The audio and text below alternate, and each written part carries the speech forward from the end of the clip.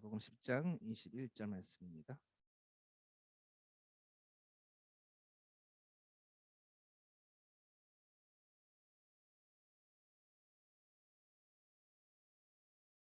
누가복음 10장 21절 오늘 어린아이들이라는 제목으로 함께 말씀 듣도록 하겠습니다. 네, 10장 21절입니다. 제가 읽겠습니다. 그때 예수께서 성령으로 기뻐하시며 이르시되 천지의 주제이신 아버지여 이것을 지혜롭고 슬기 있는 자들에게는 숨기시고 어린아이들에게는 나타내심을 감사하나이다. 옳소이다. 이렇게 된 것이 아버지의 뜻이니이다. 아멘. 오늘 이 말씀 가지고 또 하나님께서 주시는 귀한 메시지 듣도록 하겠습니다. 오늘 본문은요. 예수께서 기쁨을 표시하는 기쁨이라는 단어를 직접 쓰신 복음서에서 2번 나오는데요. 그 2번의 케이스 중에 하나입니다. 70명의 제자들이 복음 전파 사역을 하고 이제 돌아와서 또 주님 앞에 간증하고 나서 주님의 감사 기도입니다. 주님께서는 이 제자들이 사역의 열매를 하나로 안고 이렇게 돌아오시는 것을 보고 기쁨으로 이들을 맞이하시는데요. 그 지난 수요일 설교 때 이 부분에서 간단히 말씀드렸던 것 같은데 좀 못 들으신 분들이 있으시고 또 좀 더 자세하게 나누고 싶어서 한번 다루고 오늘 본문 21절도 같이 하도록 하겠습니다. 예수님이 항상 그 말씀하실 때 보면요, 허를 찌르시는 그런 질문과 그런 상황을 딱 펼쳐 보이실 때가 있는데요. 누가복음이 그런 장면이 참 많이 나오는 것 같습니다. 역설이라고도 하고요, 반전 드라마라고도 하고요, 거꾸로 뒤집혔다, 전도됐다. 그렇게도 표현이 됩니다. 그러니까 뒤집힌 실상에 대해서 주님께서 자주 짚어내시는데요. 예수님의 이 모습을 볼 때마다 우리랑 참 다른 분이시구나. 달라도 너무나 다르구나. 이런 생각이 듭니다. 누가복음의 특징이기도 한데요. 또 이 앞부분 우리 10장 17절부터 20절까지 제자들의 사역 보고를 보면은 제자들은 어떻게 하고 있냐면 사역의 열매들을 막 이렇게 나누었습니다. 근데 예수님은 그게 가장 중요한 요소가 아니라는 허를 딱 찌르십니다. 우선순위에서 사역의 열매가 아니라고 하시죠. 그럼 최우선순위는 뭘까요? 제자의 삶에서 그들이 사역복을 했는데 그것보다 더 우선순위는 너희 이름이 하늘에 기록된 것으로 기뻐하라 라고 20절에 말씀하셨습니다. 다시요. 20절. 그러나 귀신들이 너희에게 항복하는 것으로 기뻐하지 말고 그 사역의 열매로 기뻐하지 말고 너희 이름이 하늘에 기록된 것으로 기뻐하라. 이렇게 말씀하셨습니다.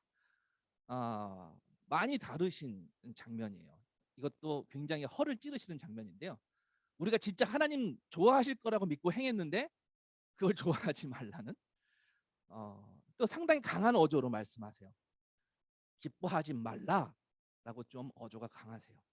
오늘 주님이 기뻐하지 말아야 할 것과 기뻐할 것을 보려고 합니다. 특별히 21절은 예수님 자신이 기뻐하고 계시는 부분이거든요. 그러면 제자들이 기뻐했던 것과 예수님이 기뻐하셨던 것은 무엇이 다른지 우리가 함께 비교하면서 봤으면 좋겠습니다. 기뻐할 것과 기뻐하지 말할 것. 기뻐하지 말 것부터 보겠습니다.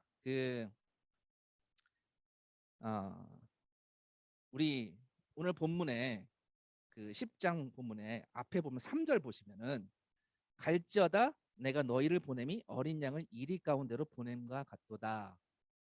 양들을 이리떼 가운데 보내는 것 같다고 하십니다.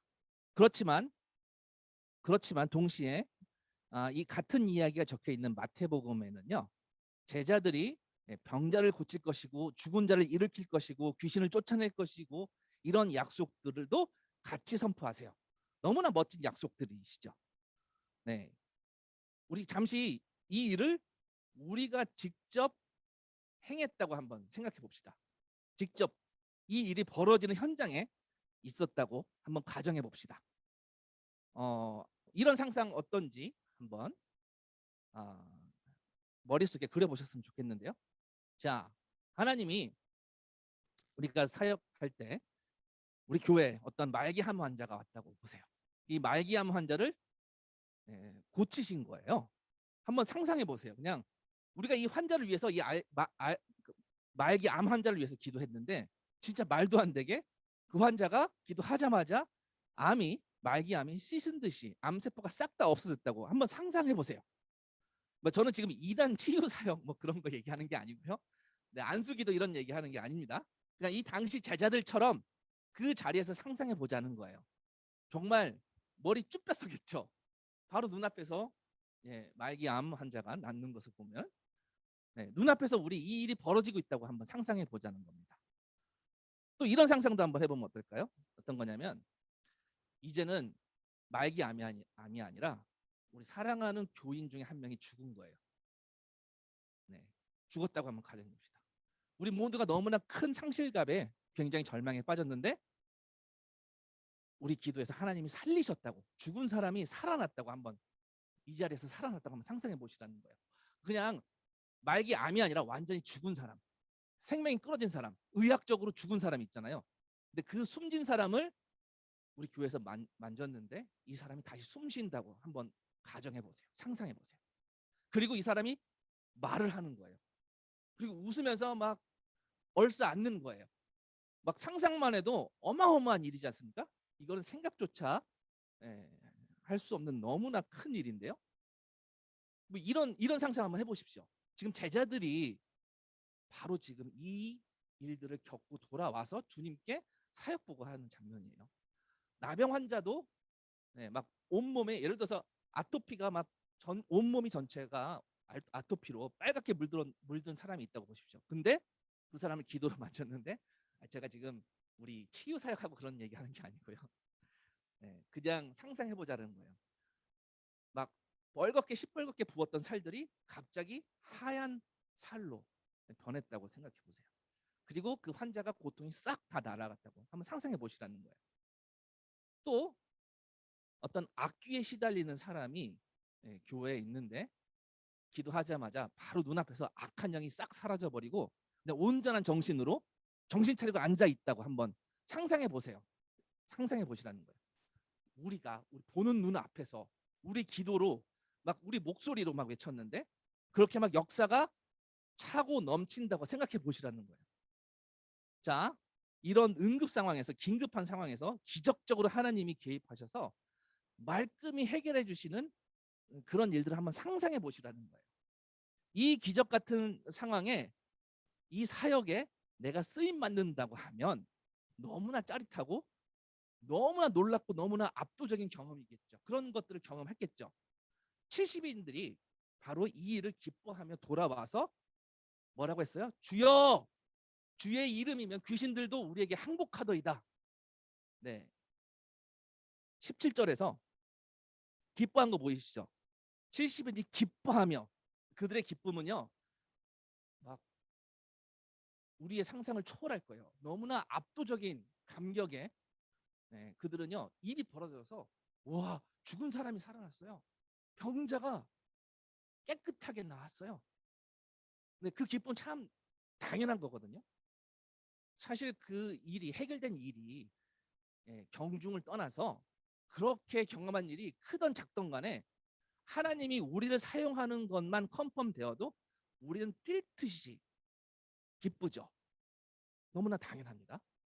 근데 예수님은 그 기쁨에 어떻게 반응하십니까? 처음에는 그래요. 오케이 맞아 나도 봤지. 사단이 번개처럼 떨어지는 거 그거 당근 알지? 이런 반응이세요. 내가 그 권세 줬잖아. 그러니까 주님께서 주신 권세고요. 주님께서 그렇게 하도록 가이드하신 거예요. 당연한 거지. 원수를 꿇어 엎드리게 할 권세 이미 이들이 사역의 현장에 선교 현장에 나가기 전에 내가 너희들에게 줬잖아. 주님 너무 당연하게 반응하시는 거예요. 그 어느 것도 그 어느 악한 영도 너희를 무너뜨릴 수 없어. 네, 사단도 이제 곧 자신이 끝장나게 될 운명인지 알죠. 네, 자신의 무기 필살기가 이제 곧 아무런 효력이 없어질 것을 보게 될 것입니다. 사단의 그 동리를 낸다 해도 이제 더 이상 그 독 공격이 무력화될 거예요. 자, 이 사단이 무력화되는 것을 사역 현장에서, 우리 목회 현장에서, 복음 전파 현장에서 경험할 수 있어요. 한 영혼이 주님께 돌아올 때 그를 붙잡았던 세상의 영이 이제 더 이상 아무 영향력을 줄 수 없을 때 그런 걸 봅니다. 침례식 때 그런 걸 잘 나타내 보여주는데요. 바로 예수님의 영이, 성령이 그렇게 하도록, 제자들이 그렇게 사역하도록 허락하시고요. 사단의 권세를 짓밟는 그런 경험이죠. 그런데 정말 그것보다 훨씬 더 놀라운 것은요, 예수님이 거기에서 이야기를 멈추지 않는 거예요. 악을 제어하는 능력과 그 권세를 알지만 그거는 너무나 당연하다는 관점이세요. 크게 기쁠 거리인가? 이렇게 물어보시는 것 같아요. 근데 20절을 보시면, 20절, 그러나 귀신들이 너에게 상복하는 것으로 기뻐하지 말고 너희 이름이 하늘에 기록된 것으로 기뻐하라. 지금 상당히 단호한 말투세요. 어떻게요? 기뻐하지 마 라고 굉장히 단호한 말씀 하시는 겁니다. 주님은요 이렇게 물어보시는 거예요. 어떤 게 더 큰 기적이니 얘들아? 마귀를 빼낸 거? 어떤 사람의 몸에서 귀신을 뽑아낸 거? 추출한 거? 아니면 너를 지옥 가운데서 빼내온 거? 어떤 게 더 큰 기적이야? 지옥 가운데 멸망할 내 이름을 천국에, 하늘로 옮겨 적은 거, 그 이름이 하늘에 적혀 있는 거, 뭐가 더 큰 기적이니? 좀 이렇게 질문하시는 거예요.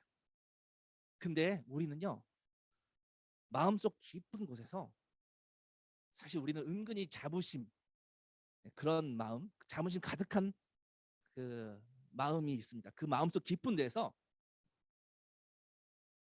주님께서 건져 오신 그 사역은 어렵지 않을 거야라고 믿고 싶은 마음이 있을 수 있어요. 무슨 말이냐? 우리가 구원받아야 될 도움이 필요하다는 것은 인정하지만 어느 정도로 구원이 필요하냐면 우리가 완전 아웃돼서 재기 불가능하고 아무 소망 없이 버려진 존재라기보다는 어디 조금 손 좀 보면은 괜찮아질 수 있는, 조금 리모델링 하면은 괜찮아질 수 있는 정도로 우리 자신을 본다면 주님을 크게 오해하는 거예요. 조금만 부수고 다시 세우면 돼, 요 정도의 문제로 생각하는 거죠. 우리의 이름이 하늘에 적혀져 있는 것보다 우리의 사역이 더 크게 보인다면 바로 그런 어리석음을 범하는 것입니다. 우리에게 사실 좀 매력적인 것은요, 우리를 통해 일하시는 하나님의 놀라운 일들이에요. 우리를 위해 이루신 구원의 역사보다 우리를 통해 일하시는 역사가 솔직히 더 멋져 보이고 우리에게 자부심을 갖게 해줍니다. 우리의 사고방식이 저는 굉장히 망가졌다고 생각합니다. 왜요? 자세히 들여다보면요, 예수님을 위한 우리의 사역이 우리를 위한 예수님의 구원 사역보다 더 짜릿하고 감격스럽고 더 기쁘다고 생각할 수 있기 때문이에요. 다시 한번요. 예수님은요 사역의 현장에서, 목회 현장에서, 다른 사람 섬기는 현장에서 내가 쓰임받는 그 기쁨보다 더 압도적으로 큰 기쁨을 누리도록 하시는 건데 우리는 그걸 잘 이해 못해요. 주님이 누리기를 원하는, 우리가 누리기를 원하는 가장 최고의 압도적인 기쁨은요 그런 게 아니고 우리의 손으로 주님을 위해 행하는 어떤 멋진 일에서가 아니고 병든 우리가, 소망 없는 우리가, 버려진 우리가 이제 하나님의 구원의 손길로 하늘 백성이 되었다는 것, 이것이 미치도록 날뛰게 기쁜 일이라는 그런 말씀입니다. 나중에 우리가 마지막 때 천국에서 주님 품에 안겨서 우리가 이 땅에서 기쁨으로 행했던 모든 사역이, 그 달콤한 기억이 다 희미해져 갈 때에도, 그 기쁨이 희미해져서 없어져 갈 때에도 결코 지워지지 않는 확실한 기록은 우리의 생명을 약속하는 그 책에 새겨진 우리 이름이에요. 이걸 이루신 확실한 구원 사역, 그 어떤 기쁨과 비교가 안 되는 하나님이 전적으로 다 이루신 사역이에요. 주님은 상당히 강한 어조로 말씀하셨습니다. 그렇게 기뻐하지 마. 단순한 권유가 아니에요. 굉장히 단호한 어조거든요. 주님의 구원 사역과 사역지에서 행한 우리의 사역, 사실 두 가지 모두 소중하고 감격스러운데요, 주님은 굉장히 단호한 어조로 말씀하세요. 그 이유가 뭘까요?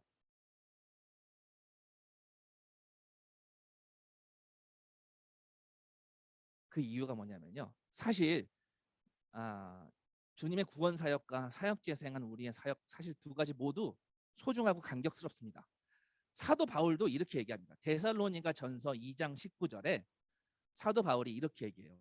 우리의 소망이나 기쁨이나 자랑의 면류관이 무엇이냐?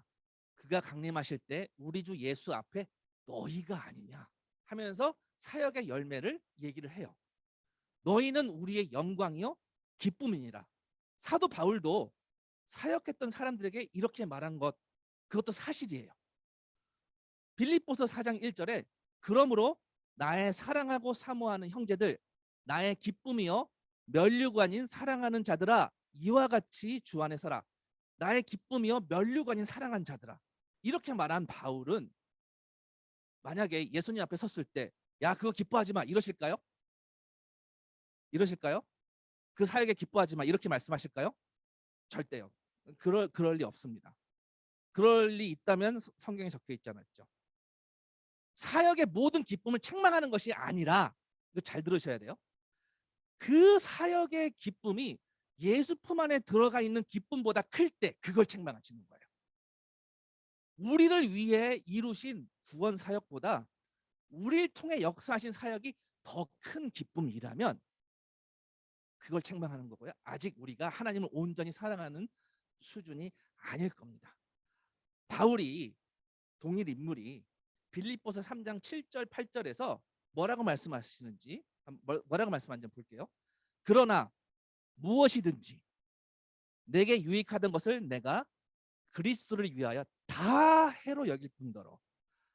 8절 또한 모든 것을 해로 여김은 내 주 그리스도 예수를 아는 지식이 가장 고상하기 때문이라.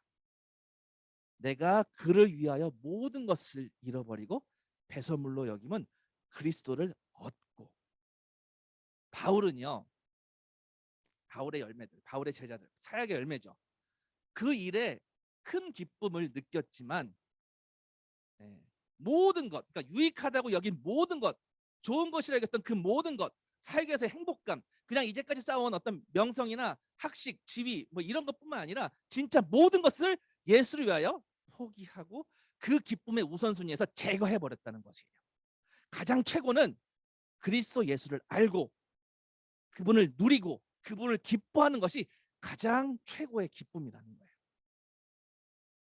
우리 정말 이 고백 바울과 같이 할 수 있을까요?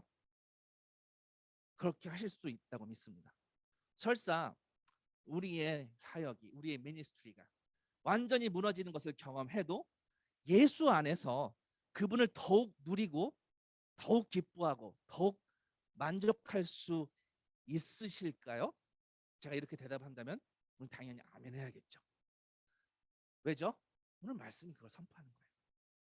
우리가 주님께 드릴 수 있는 멋진 은사나 멋진 능력이나 어떤 재능이 사라져 버린다 해도 그래도 예수님을 더 기뻐하고 만족할 수 있으신가요?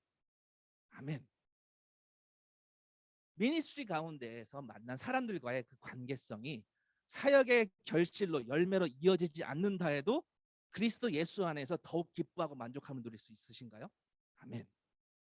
우리가 이제까지 이루어온 모든 사역의 열매들이 내일 하루아침에 모두 사라진다 해도 여전히 예수 안에서 만족하시겠습니까? 아멘. 우리 20절 다시 읽습니다. 누가복음 10장 20절 함께 읽습니다. 시작. 그러나 귀신들이 너희에게 항복하는 것으로 기뻐하지 말고 너희 이름이 하늘에 기록된 것으로 기뻐하라 하시니라. 아멘. 우리 이름이 하늘에 기록된 것을 인해 기뻐하시겠습니까? 아멘. 예수님은요, 이렇게 복음서에서 허를 찌르시는 주님을 계속 보게 됩니다. 이거 정말 넘치는 기쁨인데 뒤통수를 때리시는 거예요. 그래서 우리 깜짝 놀라게 만들고 진짜 본질이 무엇인지 우리를 딱 어텐션 시키십니다. 정말 우리가 그냥 다 묶어놓고 무턱대고 하나님이 좋아하실 거야라고 생각했던 것들을 전부 수술대에 올려놓으세요. 그리고 제거할 거 제거해 주시는데요. 만약에 우리가 지금 이걸 모르잖아요. 그럼 나중에 주님 앞에서 주님이 이렇게 물어보실 수 있어요. 너 누구니? 내가 너를 도무지 알지 못한다. 주님, 제가 주님 이름으로 이것도 했고요, 저것도 했고요, 병도 고치고요, 사람도 복음도 전했고요, 구원의 역사도 봤는데요. 네, 주님, 내가 너를 도무지 알지 못한다. 이렇게 말하실 수 있다니까요. 그래서 하나님 전문가인 유대인들이 그렇게 지적받았던 거예요. 이런 지적을 오늘 우리가 간접 경험하고 있을 때 빨리 정신 차리고 정말 핵심이 무엇인지, 어떤 게 가장 중요한 기쁨인지 보셨으면 좋겠습니다. 주님의 지적을 볼 때마다 이런 생각이 들어요. 와, 우리는 최선을 다해 뻘짓하는구나. 하나님을 위한 일이라고 하면서 정말 하나님 보시기에 불의한 일을 저지를 때가 참 많더라고요. 사실 그렇게 허를 찌른 게 오늘 본문이에요. 어린아이들. 자, 어린아이들에 대해서 얘기하겠습니다. 많은 사람들이 이 부분을 어떻게 이해하냐? 아무 의심 없이 있는 그대로 순진하게 믿는 어린아이들처럼 그렇게 믿음 생활을 해야 된다라고 이해합니다. 그래서 말씀을 들을 때 요것저것 따지거나 의심하지 말고 그냥 어린아이들처럼 순수하게 순전하게 그렇게 받아들여. 지혜로운 척하지 말고 현명한 척하지 말고 그냥 말씀이니까 아이처럼 아이 같은 마음으로 받아들여. 이런 식으로 이해합니다. 맞을 수도 있는데 주님은요, 계속 허를 찌르시는 주님이시잖아요. 이 허를 찌르시는 패턴을 이어나가세요. 그런 메시지일 수도 있지만 허를 찌르는 주님의 그 관점에서 이해하시면 더 좋습니다. 우리가 좀 전에 기뻐함에 대해서 주님이 말씀하셨습니다. 어떤 게 우리가 진짜 기뻐해야 되는 것인지. 자, 21절에 보면은 예수님께서 성령으로 기뻐하시는 모습을 보여주세요. 자, 여기에서 예수님은 왜 기쁘신 건가요? 처음에 설교 처음에 얘기 드렸던 것처럼 예수님께서 기쁨을 표시하는 두 번의 케이스가 있는데 그 중에 한 번, 그 중에 하나라고 했습니다. 이 본문에서 보면은요, 21절에 보면은 성령으로 기뻐하시며 이르시되 천지의 주제이신 아버지여, 이것을 지혜롭고 슬기는 자들에게는 숨기시고 어린 아이들에게는 나타내시면 감사하나이다. 옳소이다. 이렇게 된 것이 아버지의 뜻이니이다. 여기 마지막에 아버지의 뜻이니이다. 이 부분을 혹시 NIV 성경이 있으신 분, NIV로 보시면요, 여기에 기쁨이라는 단어가 들어가 있어요. ESV에는 그냥 아버지의 뜻으로 나와 있는데요. 그건 나중에 말씀드리겠습니다. 자, 삼위일체 하나님 모두가 기뻐하고 있음을 주목하셨으면 좋겠습니다. 예수님은 지금 기뻐하신다고 말씀하시는데요, 성령 안에서 기뻐하고 있다고 말씀하십니다. 좀 전에 말씀드렸던 것처럼 아버지의 뜻이니이다, 이 말씀을 NIV 성경에는 뭐라고 나와 있냐면 Yes, Father, 옳소이다 아버지, for this is what you are pleased to do. 옳소이다, 이렇게 된 것이 아버지가 기뻐하기로 한 일입니다. 쉽게 말해서 아버지가 기뻐했던 일입니다. 이런 말씀이에요. 성부, 성자, 성령 모두 이 기쁨으로 하나 되어 계시는 겁니다. 여기서 성부, 성자, 성령 이 삼위 하나님이 모두 함께 기뻐하는 그 내용이 뭘까요? 답부터 말씀드리자면 하나님의 택하심, 그 택하심에는 어떤 조건이나 제한이 없이 하나님의 무조건적인 그 사랑을 선포하신 그 사랑을 성부 하나님, 성자 하나님, 성령 하나님 함께 기뻐하신다는 건데요. 무슨 말이냐면 다시 한번 택하신 백성을 결정하실 때 한마디로 어떤 사람을 하나님이 택하시냐 이런 말이죠. 지혜롭고 슬기 있는 자들이 나오고 어린아이들이 나오는데요. 보시면 이해를 잘하고 지혜롭고 똑똑한 사람한테, 즉 스스로 무언가를 터득할 수 있을 것 같은 자한테는 무언가 숨기시고 어린아이들에게는 나타내신다는 그런 알쏭달쏭한 말씀이에요. 자, 숨기시고 지금 무엇을 숨기시고 무엇을 나타내시는 걸까요? 22절 보실게요. 22절.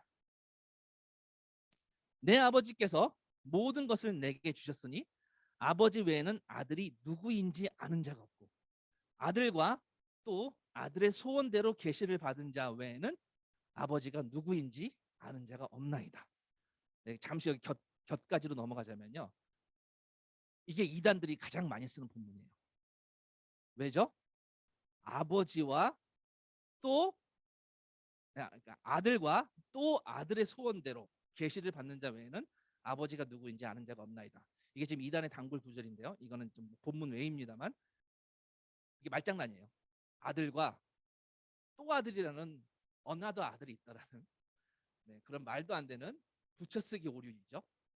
어쨌든 지금 본문은 그걸 말씀하는 게 아니고요. 자, 22절에 숨기시고 나타내시는 게 무엇이냐? 22절을 보면은요. 아버지 하나님께서 나타내셔야 하는 게 뭐죠? 아들이 누구인지죠. 아버지가 지금 22절 보면 나타내셔야 하는 것은요. 아들의 정체성이에요. 자, 70명의 제자들이 선교 여행에서 돌아와서 예수님한테 보고합니다. 그때 아들 예수와 성령 하나님, 아버지 하나님이 하나님 자신의 기쁨을 위해 아들 예수 그리스도를 어린 아이들에게 나타내시고 지혜 있는 자에게는 가리우신 것, 이거를 기뻐하는 거예요. 요점은 뭐냐면은 어린아이 같은 특징을 갖고 있는 부류를 은혜 내려주신다는 게 아니고, 그게 요점이 아니에요. 그래서 뭐 순진한 마음으로 어린아이 같은 마음으로, 이게 요점이 아니에요. 그거는 네, 아, 나중에 할 얘기고요. 지금은 그게 아닙니다. 진짜 핵심은 누가 보더라도 은혜 받을 가능성이 가장 없는 자를 주님은 자유롭게 선택할 수 있다는 그런 말씀이에요. 한마디로 하나님이 은혜 내릴 자를 택하실 때 그 은혜의 혜택을 받는 자의 그 어떤 조건도 하나님의 택하심에는 아무 영향을 주지 않는다는 말씀입니다. 철저하게 하나님 쪽에서 결정하시는 자유로운 하나님의 택하심이십니다. 근데 반대로 인간은요. 공로를 통해서 그 은혜를 얻어내려고 합니다. 그런데 하나님은 그런 분이 아니세요. 여기에서 딜레마가 생깁니다. 하나님이 자신을 드러내서 보이실 때 누구에게 알려주실 것 같으세요? 하나님 많이 찾는 사람? 누구에게 알려주실 것 같으세요? 현명하고 하나님에 대해서 많이 연구하고 지혜로운 자들에게가 아니라 우리의 기대와 달리 정말 가장 소망 없고 가장 무력하고 스스로 무언가를 성취할 가능성이 가장 적은 자, 어린아이들, 그들에게 드러내신다는 말씀이에요. 아버지 하나님이 값없이 거저주시는 그 은혜 외에 아무 소망 없는 자들에게 성령으로 조명하시고 구원하시는 것을 예수님께서 보실 때 예수 그리스도가 성령 안에서 기뻐 노신다라는 거예요. 하늘 아버지의 택하심의 그 은총을 가슴 벅찬 감격으로 기쁘게 보신다는 것은요. 아버지 하나님의 은혜가 없으면 아무 소망 없는 자들을 주님이 건져내신 걸 보고 기뻐하신다는 거예요. 누가복음은요. 계속해서 이런 케이스가 끊이지 않고 나옵니다. 가장 은혜받기에 부적합한 자들을 은혜 받을 자로 선정해요. 그 선택 때문에 그 선택을 옆에서 보고 있던 관객들이 저게 맞아? 라고 못마땅한 표정을 지어요. 누구예요? 바리새인과 율법 교사들이에요. 하나님의 그 은혜 내려주기로 한 그 결정에 사실은 반기를 들고 있는 겁니다. 사실 이거는 우리에게 하나님이 지적하시는 내용이에요. 바리새인과 율법 교사들은 우리의 아바타입니다. 너희들의 기준, 너희들이 바르다고 했던 그 판단, 너희들이 옳다고 했던 그 기준 단 한 명도 하나님의 기준과 같지 않아. 이 말씀을 하시는 거예요. 하나님은요, 하나님의 은혜 내려줄 자를 선택하실 때 모두의 예상과 달리, 모두의 예상은 뭐예요?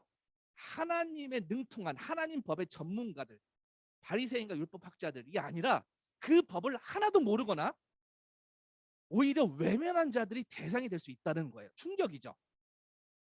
너무나 하나님 열심히 섬겼는데 우리가 보기에 아웃된 사람들이 그 은혜의 대상이 될 수 있다는 거예요.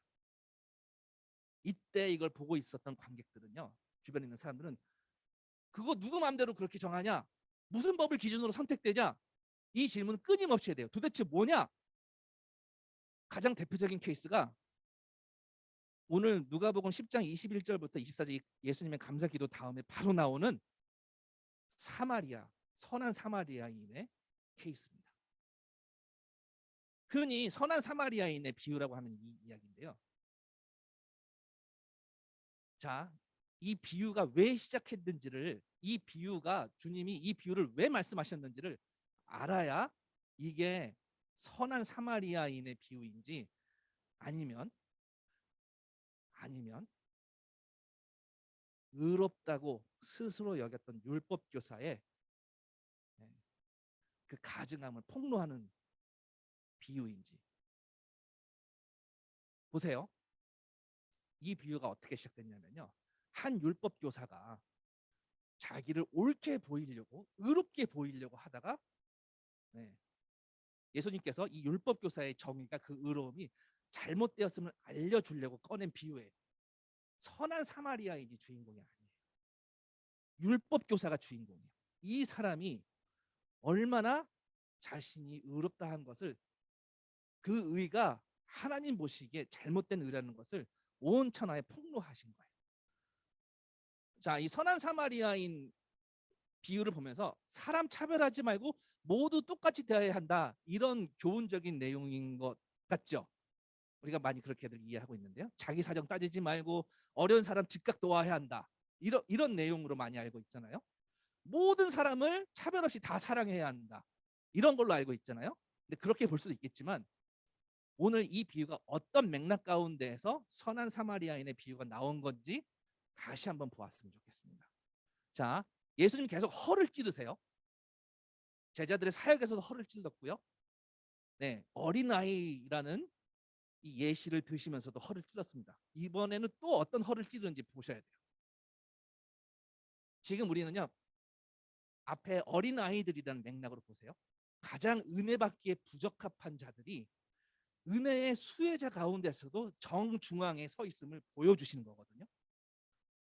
우리가 갖고 있는 잣대, 우리가 갖고 있는 기준, 우리가 가지고 있는 뭐랄까 신앙 상태 좋은 사람, 제일 하나님 잘 믿을 것 같은 그런 성경 지식이 많은 그런 거에 의거해서 은혜 받을 만한 그럴싸한 후보자들을 다 제끼고 우리가 가장 인정하고 싶지 않은 사람을 주님이 세우신다는 그 역설을 보여주시려고 하는 거예요. 자, 이 율법 교사가 이웃에 대한 정의를 주님께 여쭈어 봅니다. 누가 나의 이웃입니까? 근데 주님은 바로 대답하지 않으시고 선한 사마리아인의 비유를 말씀하세요. 다들 아실 거라고 생각합니다. 어떤 사람이 여리고로 가다가 강도를 만나서 다 털립니다. 험한 일을 당합니다. 근데 그 사람이 법안 죽었을 때 제사장도 그냥 지나가고 레위인도 그냥 다 지나쳐 가는데 사마리아 사람, 유대인들이 그렇게 증오하는 사마리아 사람이 그 긴급 상황에서, 응급 상황에서 치료를 해줘요. 그리고 그 사마리아 사람이 주막으로 가서 이 강도 맞은 자를 돌봐주라고 하면서 자기 돈을 냅니다. 그 다음 날까지 뭐 돌보아주라고 주인한테 얘기하는 아주 착한 사마리아 사람이죠. 근데 이 비유는요, 사마리아 사람이 핵심이라기보다도요, 예수님의 질문에 율법 교사의 허를 찔러요. 뭐라고 하죠? 누가 강도 만난 자의 이웃이냐? 이때 이 율법 교사는요, 얼마나 사마리아인에 대한 판단이 늘 평상시에 고개를 내줬던 그런 사람이었겠죠. 어느 정도인지 모르겠지만 그냥 대답도 사마리아인이라고 안 해요. 뭐라고 해요? 자비를 베푼 자. 그게 이 사람한테는 최상의 표현이었어요.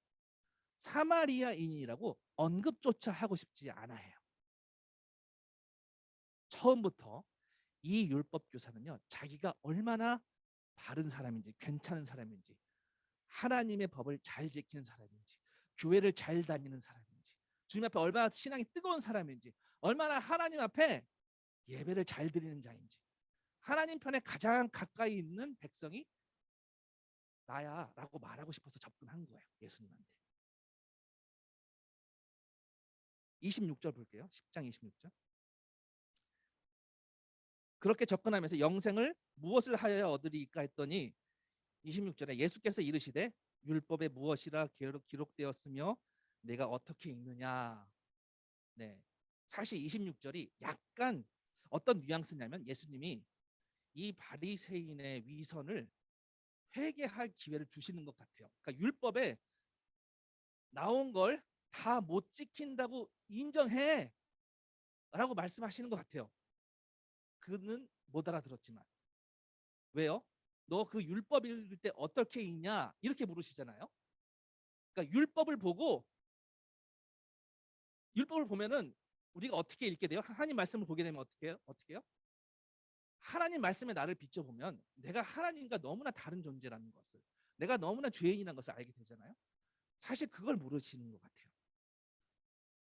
율법 읽을 때 어떻게 읽냐, 너의 접근 방식은 무엇이냐, 율법을 보고 자신을 돌아보는지 그 자세를 물어보시는 것 같아요. 그때 이 율법 교사는요, 네, 하나님을 사랑하고 이웃을 사랑하라는 그 율법의 강령을 답변합니다. 예수님은요, 어떤 대답을 기대하셨는지는 모르지만 이 사람한테 그렇게 행하라고 해요. 너가 잘 말했도다, 그걸 행하라 합니다.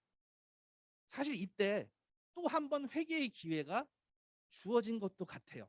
왜냐? 어떻게 목숨과 힘과 뜻을 다 해서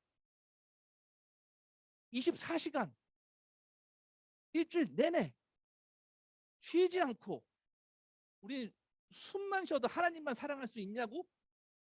아니죠. 우리는 이 얘기 듣자마자 나는 죄인입니다, 이런 답을 해야 되는데 그 답을 기대하셨지 않았을까요? 그런데 이 사람은요, 반대 방향으로 갑니다. 그걸 잘하고 있는 사람으로 좋게 보이고 싶은 거였죠. 그래서 증명하려고 이웃의 범주를 물어보는데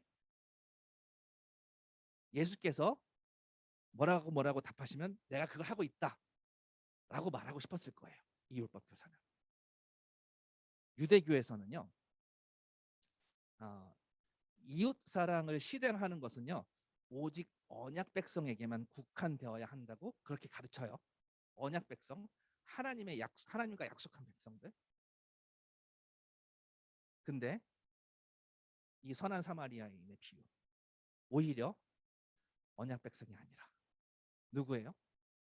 변질된 이교도, 타협한 북이스라엘 사람들의 후손, 네.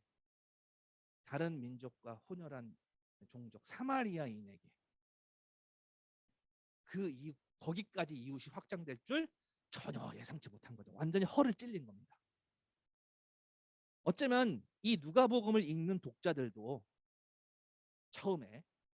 맨 처음에 이 누가복음을 읽었던 독자들도 어쩌면 예상치 못했을 거예요. 왜냐? 누가복음 9장에서 사마리아 사람들이 예수를 배척했거든요. 우리 수요 예배 때 말씀드렸습니다. 네. 사실은 9장에서 사마리아인들이 예수님을 배척하고 난 다음에 얼마 안 된 스토리예요. 지금 10장이에요. 9장에서는 지금 사마리아인들이 배척했잖아요. 이거 누가복음 읽는 사람들도 사실 사마리아 사람이 도움이 될 거라 전혀 생각하지 않았을 거예요. 근데 예수님 항상 허를 찌르세요. 이거는요, 단순히 우리가 생각해야 할 이웃의 범위가 어디까지이다, 이런 뭐 교훈적인 레슨이 아니고요. 너 마음속에 없던 선택지, 너 마음속에 없었잖아. 사실 그건 지금 우리에게도 동일한 거예요. 지금 이 율법 교사는요, 우리의 아바타예요. 혹시 지금 우리 마음속에 하나님의 은혜가 없을 것 같은 그런 불효들, 유대인이 사마리아인들을 미워했던 것처럼 미워하고 있는 어떤 무리들이 있다면, 이 말씀은 지금 우리에게 향한 동일한 메시지입니다. 우리는 항상 우리가 적어도 내가 베스트는 아니지만, 내가 가장 잘하진 않지만 그래도 누구보단 낫다라고 그렇게 생각하는 경향이 있어요. 유대인은 적어도 사마리아인, 네, 그렇게 얘기했어요. 예수님은 그렇게 생각하는 우리에게 허를 찌르십니다. 그리고 그 자가 하나님의 은혜가 임한다고 말씀하세요. 그 우리가 무엇을 생각하든지 주님은 그거를 딱 끄집어내세요. 그게 너의 헛된 기준이야. 내가 생각하기에 이게 바르다고 믿었었던 그 기준이 하나님 보시기에는 너 지금 어디다 대고 그 기준 들이대고 있어? 누더기 같은 의임을 선포하세요. 우리가 그동안 그토록 바르다라고 외쳤던, 이게 맞는 답이야라고 외쳤던 것에 하나님 항상 허를 찌르세요. 어디다 대고 하나님의 그 의로움 앞에 하나님을 잘할 것 같은 제사장, 레위인, 그들은 다 지나쳐 가는데 사마리아인만 도와주죠. 만약에 이 율법 교사의 마음에 사마리아인이 아니라 무슨 다른 애굽 사람이 있었다면 아마 예수님은 그 비유에 선한 애굽인의 비유 이렇게 했을 거예요. 그게 사마리아인인지 애굽인인지는 그거는 우리 자신에게 물어봐야 됩니다. 주님이 다시 질문하십니다. 이 세 사람 가운데 누가 가장 이웃처럼 행동했니? 이 질문을 통해서 율법 교사는 자기가 갖고 있던 선택적 의로움, 선택적 올바름, 그 위선이 다 폭로당했어요. 어떻게 그것을 바르다고 감히 그런 생각, 하나님 앞에, 유일하게 선하신 하나님 앞에 그걸 보이려고 했는지, 이 이야기는 우리에게도 동일하게 적용이 됩니다. 말씀 마칩니다. 예수님이 허를 찌르시는 이유는 뭘까요? 그거는요, 우리가 바르다, 잘하고 있다, 괜찮다, 하나님과 잘 지낸다, 이런 소리를 못하게 하시려고 뒤통수를 때리시는 것 같아요. 처음에 제자들의 사역, 그 사역의 열매, 주님은요 여기에서도 이 제자들의 허를 찔렀습니다. 혹시 더 중요한 것을 놓치고 헛된 것을 근거해서 잘하고 있다고 말할까 봐. 그렇게 잘하는 것보다, 그렇게 놀라운 사역의 능력보다 훨씬 더 큰 구원의 능력, 이것을 더 기뻐해야 되는데, 그 결과 하늘에 우리의 이름이 영원히 변치 않게 기록되어 있음을, 그것이 더 기뻐해야 되는데 주님은 허를 찌르십니다. 어린아이들, 유대인에게는요 구원이 지혜로운 자에게 임할 거라고 이해했는데 가장 아는 게 없을 것 같은 어린아이를 지목하십니다. 가장 하나님을 잘 이해하지 못할 것, 모를 것 같은 존재죠. 하나님께 드릴 수 있는 게 무언가가 없을 것 같은 대표적인 후보군이 어린아이들입니다. 사마리아인, 당시 유대인들은 누구나 손가락질하던 사람들이었습니다. 누가복음 읽었던 사람, 9장까지 읽었던 사람은요 사마리아인이 예수를 배척한 걸 보고 같이 손가락질하고 있었을 거예요. 근데 그 손가락질을 하는 우리를 허를 찌르십니다. 여로보암의 악행을 대대로 답습했던 변절한 북이스라엘 거짓 백성들이죠. 예수님도 요한복음 4장에 너희는 알지 못하는 것을 예배한다 라고 했던 자들이에요. 누가복음 9장에서 예수님과 예수님의 제자들을 영접하지 않았고요. 그런데 주님은 이런 사람을 굳이 선정해서 하나님의 은혜를 선포하시고, 동시에 그것을 바라보는 구경꾼들, 주변 사람들, 바로 우리예요. 우리의 거짓된 기준을, 그 위선을 폭로하십니다.